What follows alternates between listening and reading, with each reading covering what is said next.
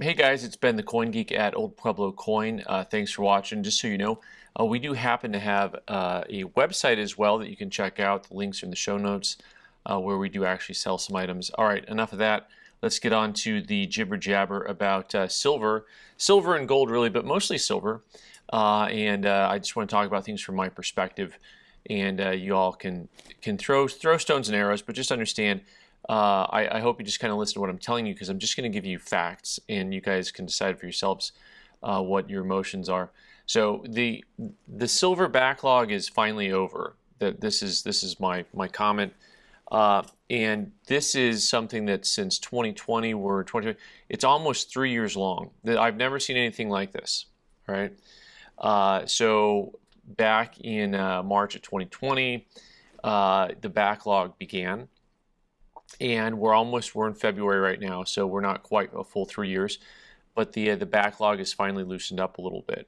Now, I will say that there's still some backlog compared to what it used to be.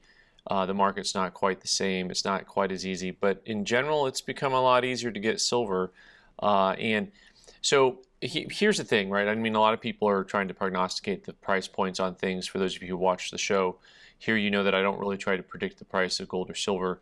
I just don't think any of it's the end of the world. Silver and gold are both commodities, and they're both finite, but the demand for them is also finite, right? It is not infinite. There are very few things in life where the demand is infinite, and even then it's temporal. I don't know how to put it exactly, but for example, of course, the need for food will never be satiated. The need for water will neither. The need for land also. And really, if you look at it from a logical perspective, land is always going to be something that'll make more sense than gold or silver in the long run. But of course, even then, it depends on where you buy, right? so even then, none of that's even guaranteed. So let me tell you about what's happened in the gold and silver market. So basically, the history is in 2020, all of a sudden you saw, the world come to an end, and we had all these people trying to get metals and metals and metals. And you saw premiums start to rise on stuff pretty dramatically because everyone sold all of their inventory at once to the people that were running in. It's the same thing that happened with toilet paper, right? Exact same thing happened. And then after that, you basically had a backlog for 2+ years, almost 3 years, of people trying to play catch up with their demand levels. Now, locally, we still have a decent amount of demand. But, at the beginning of the pandemic, we would have been looking at silver and selling it at roughly $1 or $2 over spot, and our buy price would have been about $1 under. And that was generally what we were looking at doing. And then you just saw wholesale prices escalate to where the cost wholesale was $3, $4, $5 over spot for generic rounds, and then they came back just a little bit. But during most of this time, we saw really huge premiums on silver eagles. During that time, I'd kind of told people, still buy the cheapest silver you can because there's really no reason to buy silver eagles at spot plus 13 when you can get rounds at spot plus 5. There's just a huge difference in your overall availability. Overall price point, how much silver you can get. That's the big thing there. If you want to get silver, you want to get as much as you can.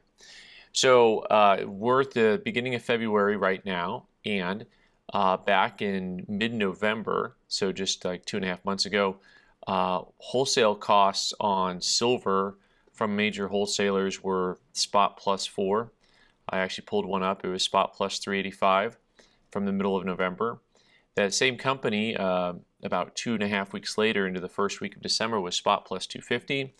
In January, they're spot plus 1.9, and today they're at spot plus 1.5, which is a whole lot more like what it was back before the pandemic. And availability, which used to be several weeks out, and sometimes it was a couple weeks out, or they just said, hey, we've got 2,000 ounces available. Now they're posting, hey, we've got 10,000 plus rounds available. Productivity has caught up, I think, with the overall demand. So you should start to see some of the retail prices coming down too. There's always a little bit of a lag. That's just the way the world works as people work through inventory. We were at spot plus 5. That'll be coming down soon too as we start to get some of the new silver in here with the lower and lower premiums. So the idea here is just to give you the knowledge that none of these markets are forever. There's a lot of guys that talk about markets, you know, and YouTube's its own beast, right? It's its own creation here. It really feeds off of people's, what would we say, their biases. And so, you know, the idea that gold and silver markets are forever, I just don't see the world that way, right? There are very few people in America today who buy gold and silver. And, you know, it's not the type of thing that you really, really need in case of an emergency. Like a real emergency, what you really need is going to be, you know, water and food and things of that nature. You know, the very, very essentials of life if you're talking about something really, truly catastrophic. You know, if the end of the world sort of comes, the zombie apocalypse, it's going to be pretty hard to trade, you know, gold or silver for anything when you know, the gas station's not going to take it, right? So there's if your level of concern is that high, then, you know, there's actually, as I say, homesteading is the wrong term, you know, but if you actually learn to take care of the land and farm and do your own thing, I think that's a great option, if that's your overall level of concern. But if you're talking about society ending, then, you know, you're gonna have a hard time really. You know, visually, I don't see us all trading things. You know, I do like gold and silver generally as things to own and possess. I like turning some of your paper assets into hard assets. I like the fact that it's kind of an emergency fund and savings account and inheritance. Those are kind of the things we talk about with gold and silver around these parts. But the idea that it's going to be just zoom forever, or this is the year. Sometimes it reminds me of people who are real big sports fans. You know, for their team, this year's the year. This year it's gonna take off. This year we've got it. Have you seen the incoming freshman class? You know, and have you seen the metrics? Have you seen what the Fed's doing?